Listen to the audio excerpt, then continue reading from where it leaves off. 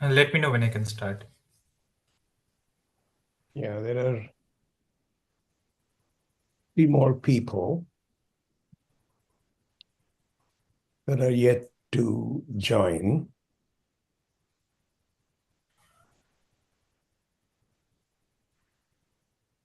So let's wait.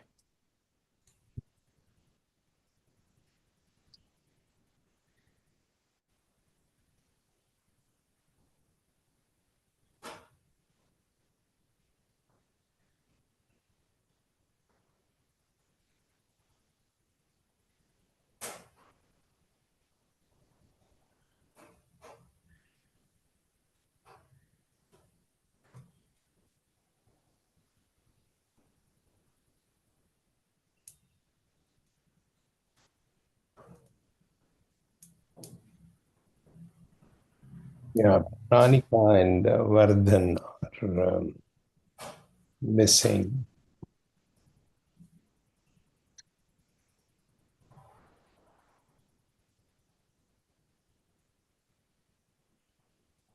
Let's give a couple of minutes and we can start. Sure. Yeah.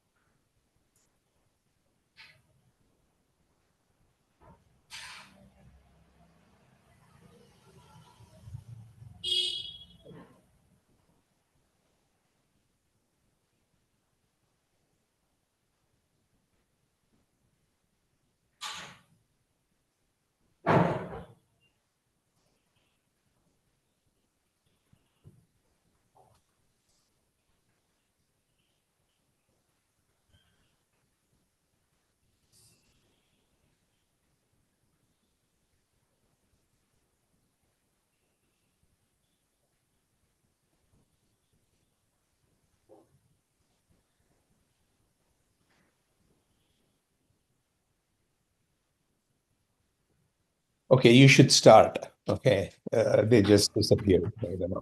Okay, so Yeah, sure. I'll start. Okay, so I mean, are there any questions so far I should maybe ask since there was a pause?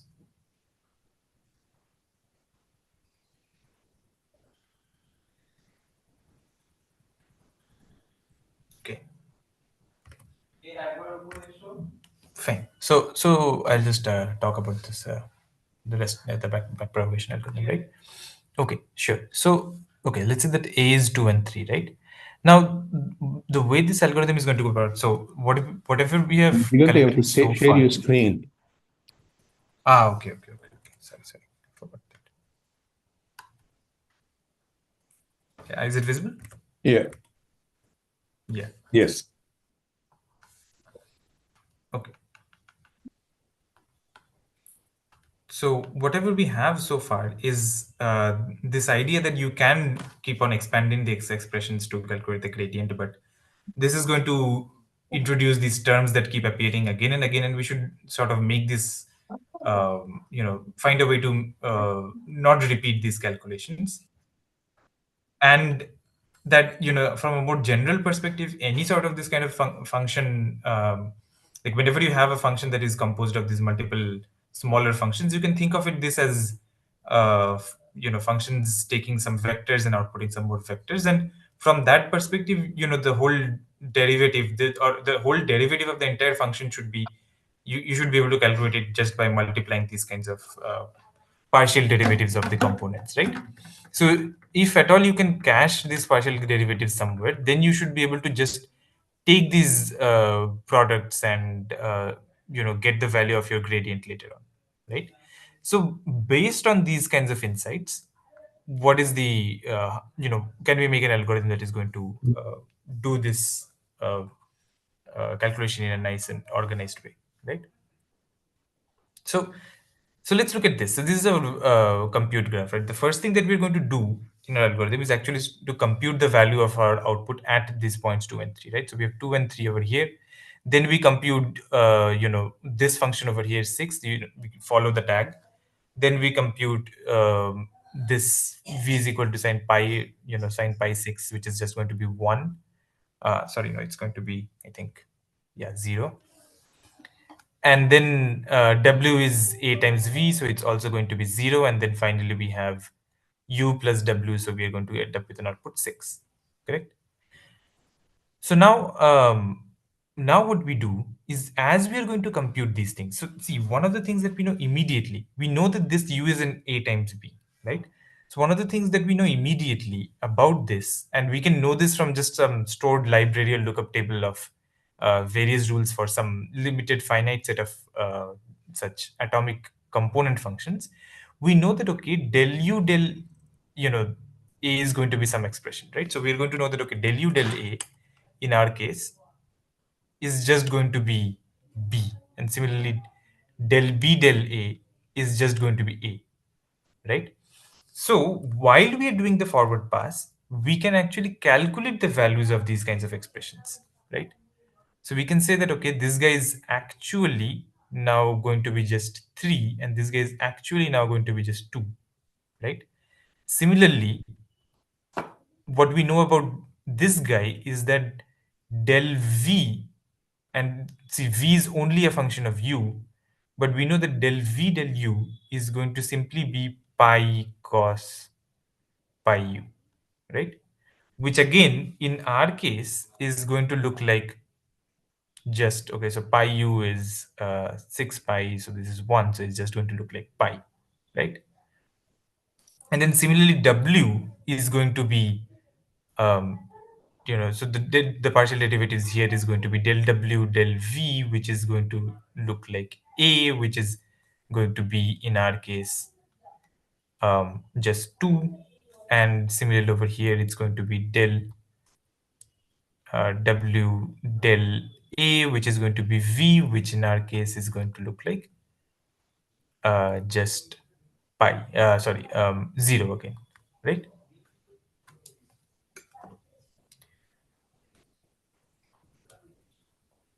So now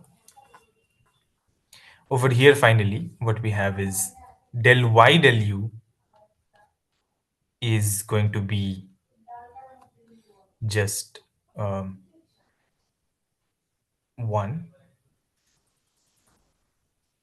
Sorry, no, it's going to be w.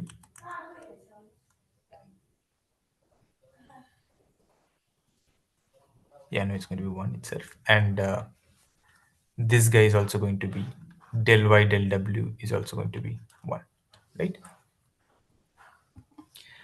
So now that we know all of these things, what is again del y del a? See, del y del a is going to be a composition, of these various derivatives, right? So we have del u, del a, del u del b.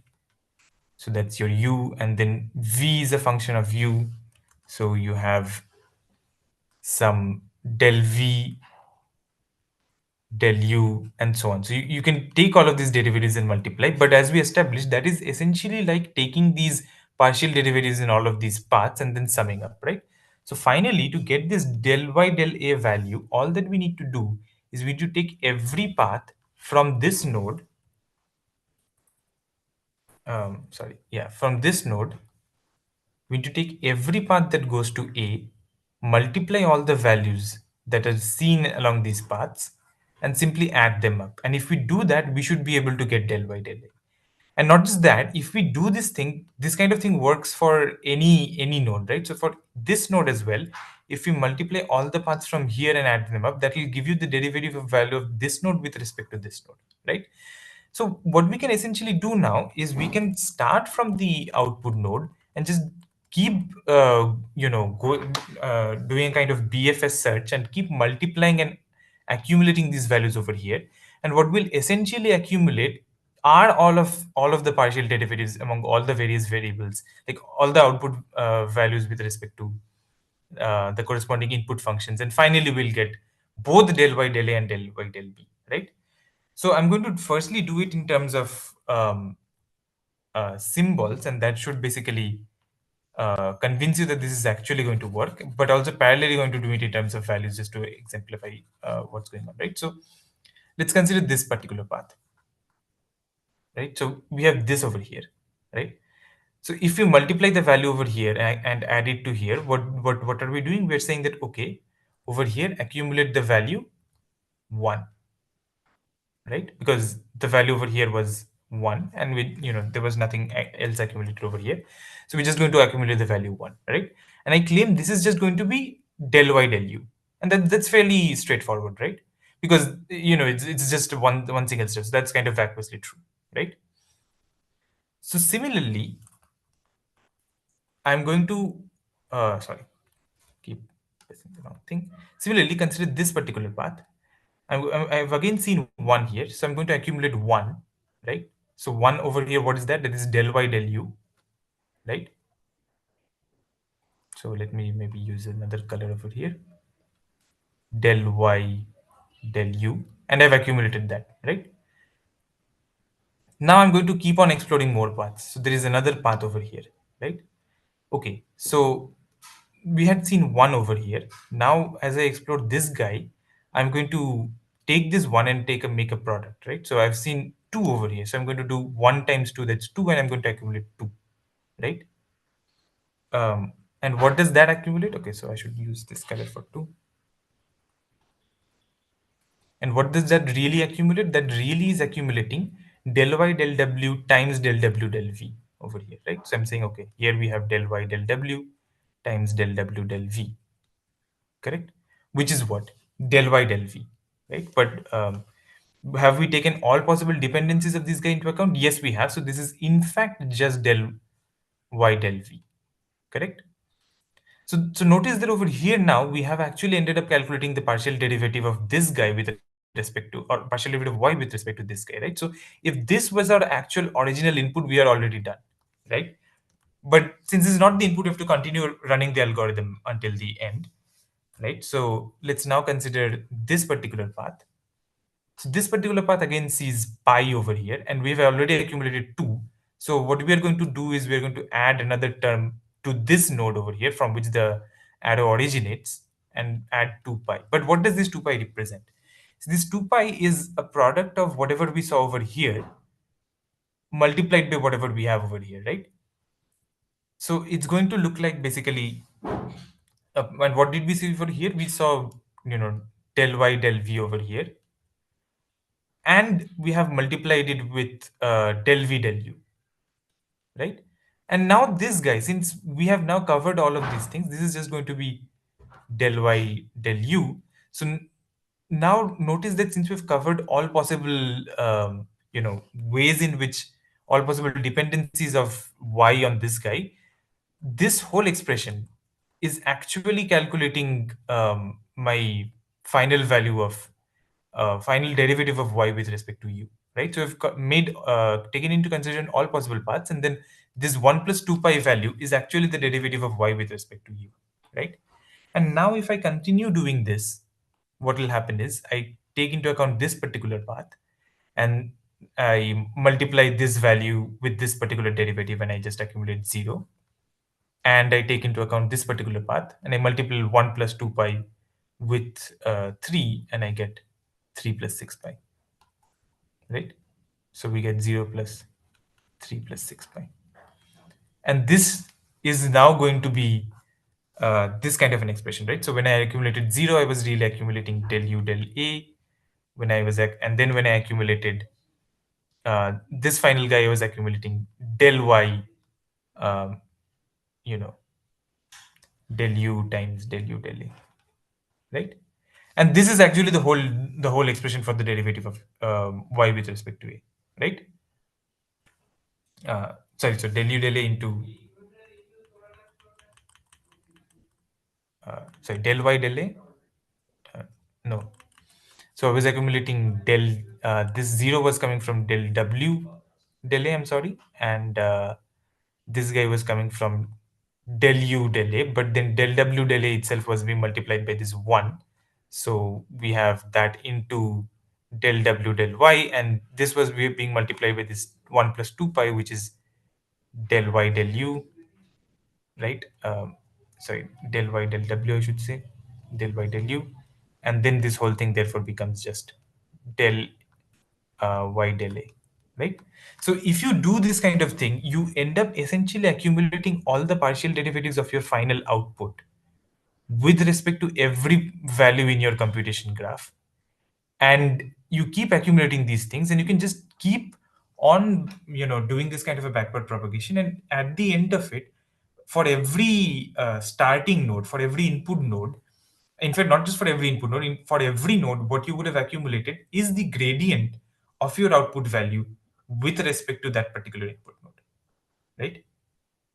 And this is basically the backpropagation algorithm. Notice that this is linear time in your in the size of your compute graph.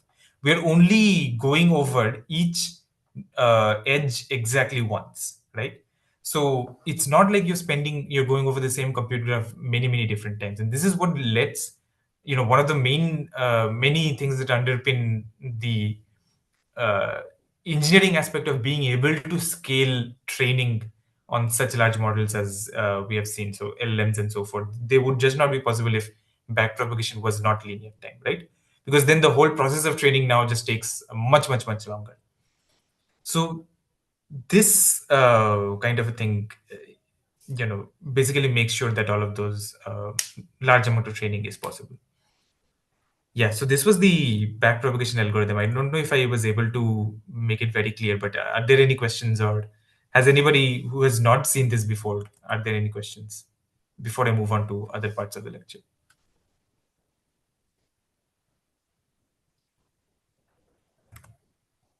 Yeah, one thing that I have no questions, but I think last time it would be, I had indicated that giving some reference to this thing or some lecture notes or would be useful, which we'll have to do. And after that, I don't know, maybe some small example where they could just by hand try it out. Okay. Eh, Yeah, I think that we can definitely do. I mean, yeah, one of the well, things that let's is prepare very, that. Yeah. yeah, And then, based on this notes, let them try it out by hand on one of the things. And then they will, I mean, I feel there is some details here which will, get clarified only when when each of us tries to do it by hand. Okay. Well, yeah. I hope you got the overall concept as to how things are back propagation allows you to save these partial derivatives and then able to compute it. So please do, if you have any basic questions, ask them now, and we'll arrange to have them go through some example out themselves. Yeah. Any questions?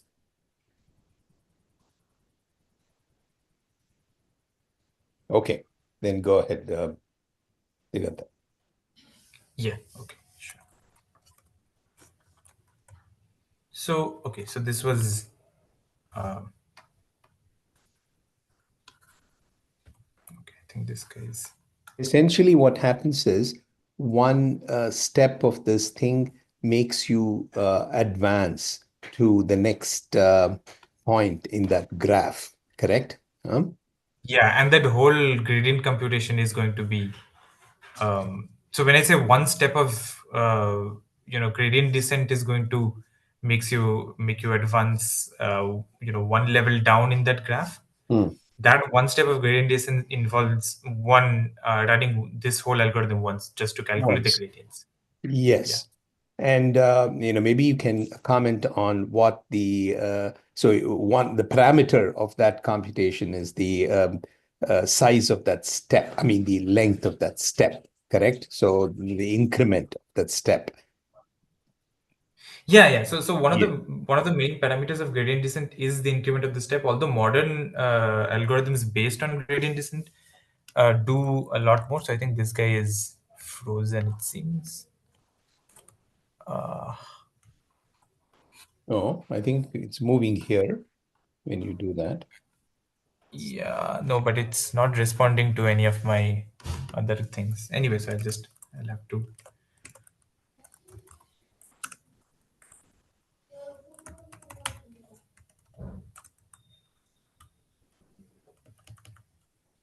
Hope that this thing got saved.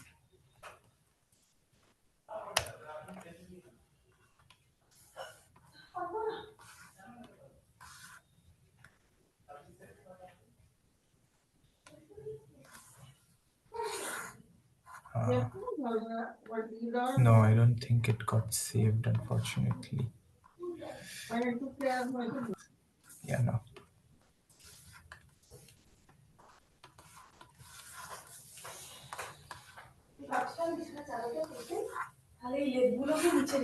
Okay, so I think I'll share some actual good reference for uh, this backpropagation. But let me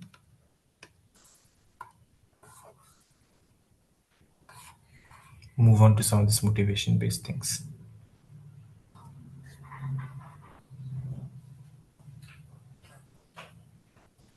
Okay, so yeah, so there are no other questions from the backpropagation based thing. So unfortunately, as you just saw, this thing crashed on me, so I don't know if it got saved, but I'll try to recover it. If it doesn't work out, then I'll share some good reference or some small example worked out plus a good reference on backpropagation. But the backpropagation algorithm is a fairly standard. So if you both for backpropagation and things like setting up an MNIST training, you'd probably be able to find a lot of good material online as well. But yeah, I'll share some references that I think are good as well.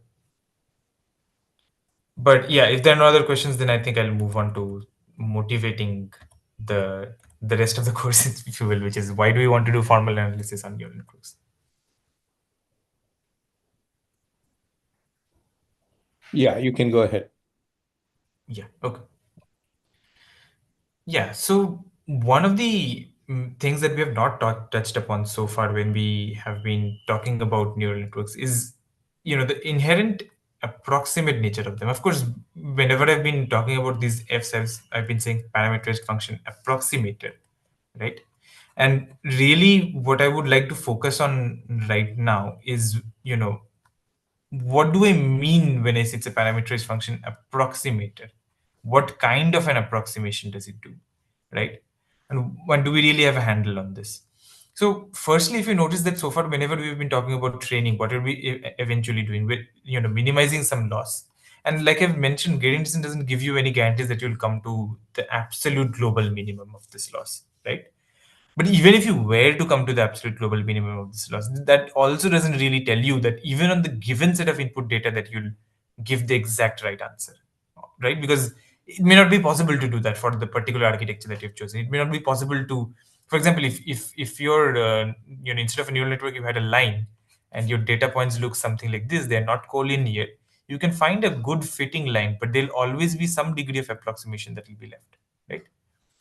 So no matter what kind of model you have, there is always a chance that even if you optimize your L very well, that you'll not really be able to fit all your data perfectly. And that is not a bad thing necessarily, because the data itself can have a lot of noise, and we don't expect models to fit data perfectly in real life. And if they do, there is chance that something bad has happened, but which I'll talk about in a bit. But also, you know uh, this optimization process itself is not perfect, right? So you might not get this best fit line, even though the best fit line in our case is not going to give you perfect fit on your data, but you might get something that is kind of sort of close, right? So there, you can't really expect perfect performance out of the model. So in some sense, it's natural to expect some kind of an approximation, right? But what does that mean, right? If in practice, if you take something like a bunch of your image classification data sets and you train a model on it, what you see in real life is that, on your training data set and on your testing data set, you're getting some good score, right? So what does that really what does it really mean when we're saying that, okay, this guy is approximation? And that is basically what one of the motivations of what we're trying to understand about these models when we are coming from a formal methods perspective, because we want to really capture and formalize that concept is one way of looking at it, right? Okay, so one thing that can happen is you can have overfitting, right? So for example, let's say that this is my data, right? And my class of models that I've chosen are, let's say, um, uh, polynomials, right? So you can have a polynomial that looks something like this. And that's a really, really kind of good fit to the data, whatever that may mean. But intuitively, we can maybe agree that this is a good fit to the particular data. But you can also have a polynomial that looks something like this, right? That somehow meanders and hits all your data points perfectly, but is clearly doing something very bad outside the data points, right? And then on this kind of a data set, when you deploy it in real life, the input point is really going to be some point like this, right?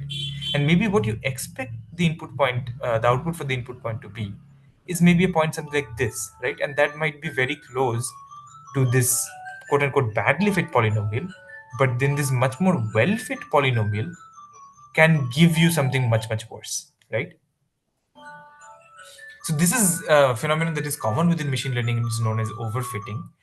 But the some recent literature from the LLM seems to also suggest that these LLM models seem to learn something beyond overfitting, and it's not very clear how to deal with this, or how to detect whether this has happened or not. But the standard technique is to typically have some set of points that you've not seen before, right?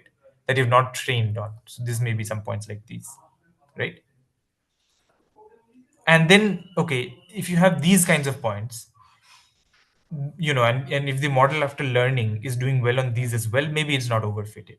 But if it's doing very well on the points it was trained on, but not well at all on the points it is not seen during training, then there is some chance that it is definitely overfit, right? At the very least, you know that you can't go ahead and deploy that model. So this is one way in which models can behave weirdly and counterintuitively, right? But this raises several questions. What is a good enough test set, right? What is a good enough number of points before which I can be sure? And these are very theoretical questions, which are kind of typically theoretically answered by the concepts like KL dimension and so on. But we'll not get into the theoretical aspects of all of those things. And practically speaking, these theoretical answers to these questions are not of much value because, uh, for example, computing the KL dimension, which is roughly speaking a measure of how much information a model can be expected to learn from a data. So if you throw more data than that amount of number of points at the model, then the model will hopefully not just memorize the data and do something overfitting, some kind of overfitting like this, but is maybe has actually learned something and generalized somehow, right? But to estimate these kinds of numbers in real life are very, very difficult, right? But also, you know realistically, what's even more difficult is to understand very subtle things about the points that you have, that you're sampling from, right? See, when I say data here, I've been saying data over and over again and talking about points on a graph, but really they're not points on a graph. They're things like images of cats. And now I've been saying that, okay, the internet is full of images of cats, sure, but each of those images of cats is some image that somebody pulled out their phone to take, right? If you think about the grand scheme of things, there are actually not that many images of cats, right? I mean, consider the number of possible points that you can have on a given, let's say, 100 by 100 pixel image, right? So that's like r, that's like points in a space which is r to the 10,000, right? And consider then the number of various images of cats that you have, right? How many images of cats will you have? is that really a dense distribution in R to the 10,000, right? Remember that as your dimensions, that the dimension of your space grows, the number of points you would need, and I'm saying this kind of intuitively, but the number of points you would need to fill the space densely will grow exponentially, right? So really, the number of data points that you would need, of a number of images of cats that you would need, would be exponential in the number of pixels of your image. So in the grand scheme of things, there are really not that many images of cats, right? Certainly, if I take an image of a cat and I change a pixel in the background, that is not an image that the network has ever seen before, right? Yet we expect the network to behave the same on this, right? And the question is, has the network been tested on this during training? When the person who deployed this network, decided that this network is not overfit, decided that this network is not doing something random like this, maybe he took some points like this, right? And maybe some of these is some other images of cats that they're on the internet, but this person didn't train this particular network on these. But even these points won't have my image, which is, the image of a cat with one pixel in the background changed. And turns out maybe that my image actually doesn't even lie on this particular line, right? Just because I changed that one particular value of the pixel, maybe it turns out that it lies somewhere else. And it turns out that this line that has been learned is not the right line, but the right line would have been something like this, right? So such very counterintuitive kind of issues arise whenever we try to really sit down and think, what is it that the network has learned? Has the network learned anything, right?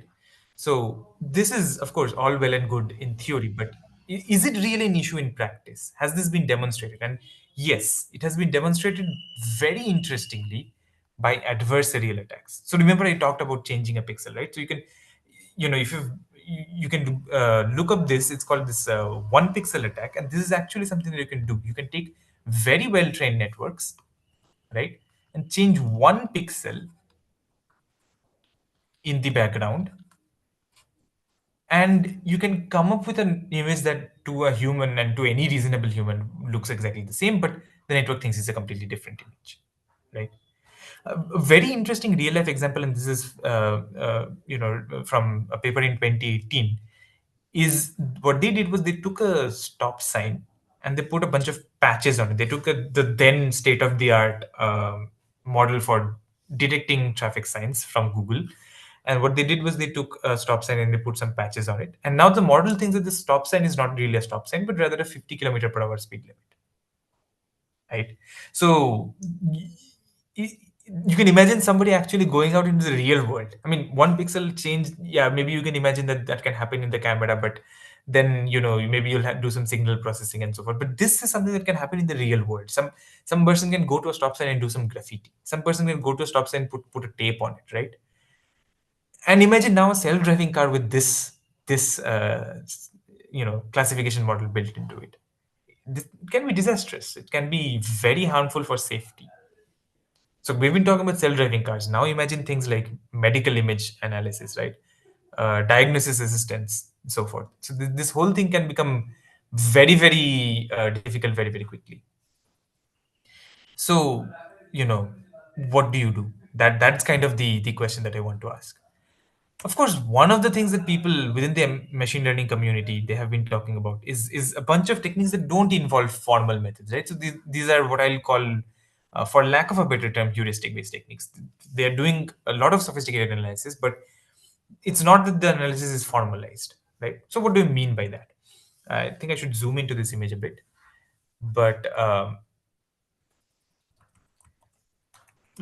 give an example of this to kind of give you the flavor of these techniques. So one example is this particular technique from a person known as Cynthia Rudin, called "This Looks Like That." And what they're saying is this is a technique for explaining what neural networks can do, which is again a hard problem, but it's a kind of related problem in the sense that if you can explain that this particular network, when it thinks that this image is a cat, if you can explain why it thinks that image is a cat, then maybe from that explanation you can determine whether whatever the network thinks is correct or not, right? So From that perspective, it's a hard problem. It's a related problem, right? So if you're doing things like medical diagnosis, you want the networks to also have good explanations for what they're doing and not just do things, right? For example.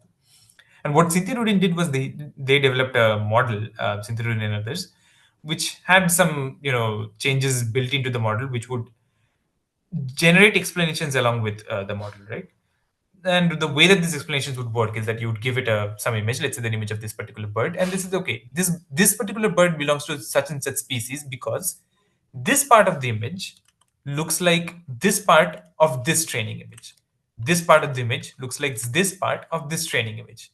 This part of the image looks like such a part of this training image, and so forth, right? So you see various training images and you compare parts of your image with parts of the various training images, and if they match up, only then do you say that this bird belongs to such species, right? So I'll call this bird whatever species it belongs to because I've seen 4 examples of images of that this particular species of bird, and the various parts of the bodies matches up with various parts of this image, right? So it seems like a very reasonable model, right? And then they have a very nice architecture that actually kind of does this. But again, like I've been saying, the devil lies in the details, right?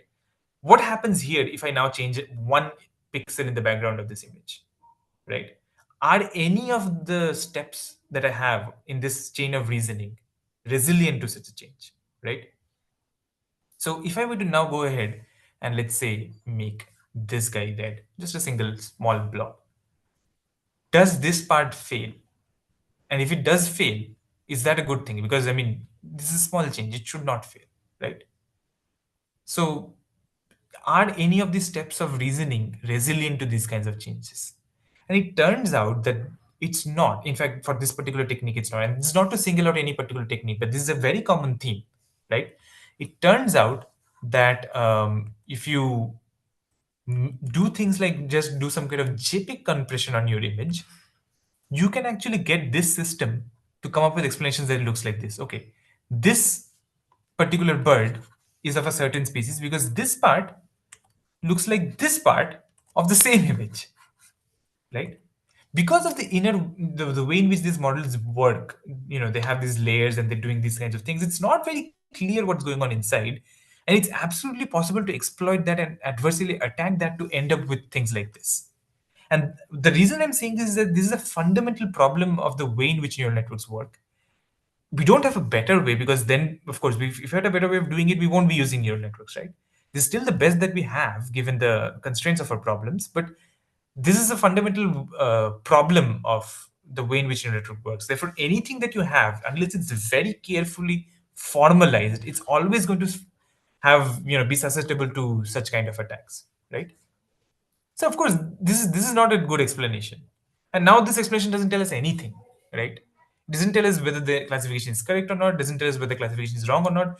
And what they did in this particular paper, in fact, was they made all the 4 possible combinations. They took an image which had a correct classification, correct explanation, and they perturbed various parts, attacked various parts, and they come up with a correct classification with the wrong explanation, a correct explanation with the wrong classification, wrong classification with the wrong explanation, all possible combinations they're able to produce. And the kind of attacks that they do are very natural. They say that it kind of resembles JPEG compression in some ways. Like if you were to take a very a JPEG compression algorithm that happens to make very specific choices, you can end up with such a situation where the network is completely fooled, right? And this is surprising because you would imagine that the network has seen a lot of JPEG compressed images, for instance, right? So JPEG compression as a distribution within the data set is not something that the network should be completely unfamiliar to, but yet this is happening, right? So so it's because of these kinds of reasons that a large community of people from formal methods feel that formal guarantees are the key to the solution, right? We can't just, when we analyze what these networks do, and when we claim things about these networks, we can't just talk in terms of in terms of statistics guarantees, right? We can't just say that, oh, this network gets 99% accuracy. That doesn't mean much. 99% accuracy with respect to what distribution? Do we know anything about the distribution other than just having a large set of samples for it? Because a large set of samples doesn't mean much. As I said, what is a larger sample to us is not really necessarily a large set within the space of all possible samples, right? What do we mean that, okay, we understand what this network is doing? What do we mean formally when we say this is an explanation for what the network is doing, right? What the consensus is that to solve this very fundamental problem, we need to ask these kind of very fundamental questions, right? And that is really the motivation behind doing formal analysis on neural networks. So yeah, so that was kind of motivation. The rest of these slide deck is going to now go into give a brief flavor of formal analysis of neural networks and what it can involve. But yeah, I think I should stop here and ask, are there any questions, and also take a time check. So how much time do we have, and are there any questions? Yeah, I mean, this is questions, good. So you have 10 minutes, okay, left. I Okay. was, yeah, I mean, I should also ask other people, 10 minutes should be fine. I know that we lost some time switching over and so on. So I would say 10 minutes. I know it's probably beyond your dinner time, for all of you. Uh, yeah. So I don't know, unless you had early dinner. Is 10 minutes okay? Hmm? Everybody's hanging around except Vardhan could not join. Hopefully he'll, yeah. So is 10 minutes okay? So if no one objects, you have 10 minutes. Yeah. Okay, okay, okay, great. All right. So yeah, are there any questions and so forth?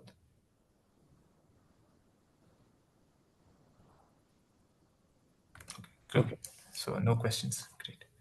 Okay, sure. So let's yeah. So let's maybe go on and talk about some of these other things a bit, and then yeah. Okay. So now that I've hopefully convinced you that this is an interesting problem to look at, let's now get into the weeds and sort of define this problem a bit. And the rest of the slides, I'm going to really be focused on one aspect of this, which is safety of neural networks. And I'll define what I mean by that. And the reason that I focus on that is that most of the literature is actually built on top of this. So some robustness, explainability, all of these kinds of formal guarantees of these kinds are often reduced to finding safety guarantees of various kinds. So I'll focus on this, and then as we look at more and more topics and read more and more papers, you'll see this kind of a pattern where you reduce more complicated things down to safety queries in some sense. Okay, so uh, yeah, I mean, I don't think I need to repeat much of what what is a deep neural network, but I just want to give a very brief alternative view of what a deep neural network does. Of course, I've defined it in terms of this computational graph and this edges, but if you notice, when you're doing this kind of computation, what you're doing here is really you're taking a linear combination of the values in the previous layer, right? And then you're adding some bias. So similarly, what you're doing in the other node is also you're taking a linear combination of the values in the previous layers, and adding some bias, right? Similar over here, we take some linear combination of all the values in the previous nodes and add some bias, right? So if you're taking linear combination and adding bias, you can sort of express that whole thing as a vector operation, right? And then what this all these arrows end up doing is essentially computing some sort of affine function, right? You multiply it with some matrix and then add some bias.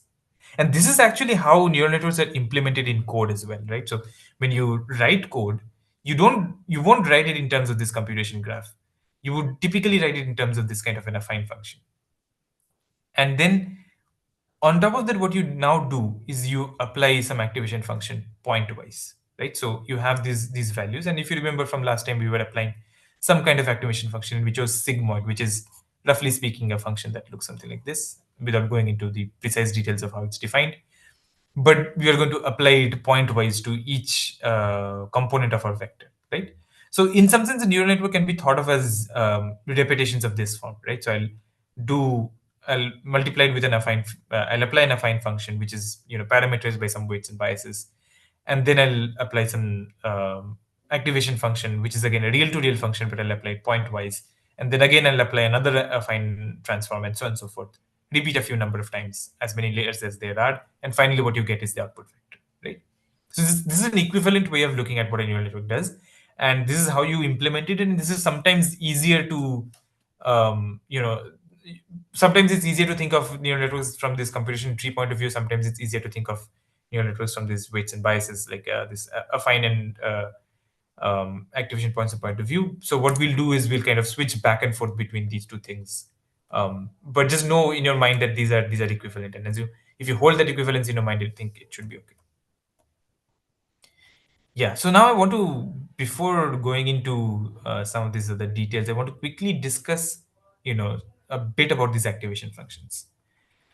See, I've been talking about sigmoid so far, and sigmoid is this guy, right? But there is actually a wide variety of activation functions, right? And what we typically demand out of the activation function is that they should be continuous and they should be differentiable almost everywhere. So if you don't know what differentiable almost everywhere precisely means, it's not very crucial for our discussion, but so feel free to ignore it. But basically at a very high level, what it means is that if you choose a random point, then your activation function should be differentiable there with probability 1, right? And the reason that that is important is because when you're doing gradient descent, the chance of you hitting a point where you don't have a derivative, because maybe in some cases that can happen, but the chance of that happening should be 0, right? So as long as the chance of that happening is 0, we are mostly okay with running gradient descent. And in practice, although the chance is 0, it can definitely happen. And when it does happen, you just make some arbitrary choices and move on with life, basically. But this is the kind of the minimum theoretical requirement you need of these activation functions, that should be continuous and differentiable almost everywhere. But if you look at the actual literature in machine learning, there's a lot of different literature out of activation functions, right? And people propose various activation functions. They've been doing it for a really long while. I think right now the field has mostly crystallized and people have agreed upon a set of commonly used ones. But typically people propose a large number of activation functions, and each has its own advantages and disadvantages, and people keep designing newer ones and keep doing small changes and so forth. And I was saying that the field is crystallized, but it's not entirely true, because even right now there people are definitely proposing changes at the activation function level to make LLM training easier, right? So and these considerations that you take into account when choosing activation functions is typically the behavior uh, with respect to gradient descent, right? So you don't want the derivatives of your activation functions to be too small, because then what will happen is that your learning will stop, right? So for example, something that can happen with sigmoid is that you know you your gradient descent takes you to a point where the value kind of on this graph looks like here, and now your derivative is nearly 0, and now gradient descent is not going to do anything, right? Gradient descent thinks that you're in a you know optimum position, so it's not going to change much, and essentially your learning stops. Similarly, if your gradients are too large, then what can happen is you can end up skipping a minimum, right? So let's say this is somehow my activation function ends up looking like this, and I'm over here. My gradient is extremely big. At gradient descent, I can end up taking a proportionately big step based on this big gradient, and I can end up going over there. So I've ended up skipping over this minima, right? And it's not clear that I'll ever come back. I may just keep bouncing back and forth, right? And of course, this is not to say anything about potential numerical issues when your gradients are too large, right? So these are some of the two issues that you would want to modulate when choosing an activation function. But of course, there's a lot more, and there's a lot more details there, which we'll not go into mostly.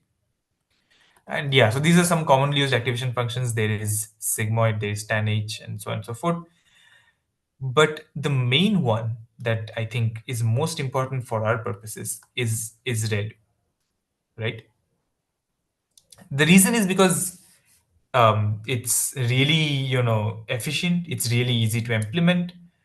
It's really easy to implement very efficiently, in fact, and it's also very widely used, right? At the same time, it's also very easy to analyze because it's got some interesting properties that I'm going to talk about in some time, right? So, namely that it's piecewise linear. So it actually is fairly easy to analyze, and a lot of work in formal analysis of neural networks actually focuses purely on ReLU-based DNNs because that covers a large enough chunk of the DNNs out there, so that you can rightly claim that, okay, whatever technique I'm going to do, if you want a self-driving car and you want to apply my formal analysis technique to make sure that you're not misidentifying stop signs, just use a ReLU DNN, because anyway a lot of people use ReLU DNNs. It's not that hard to use a ReLU DNN, right? But at the same time, the other reason that a lot of formal methods,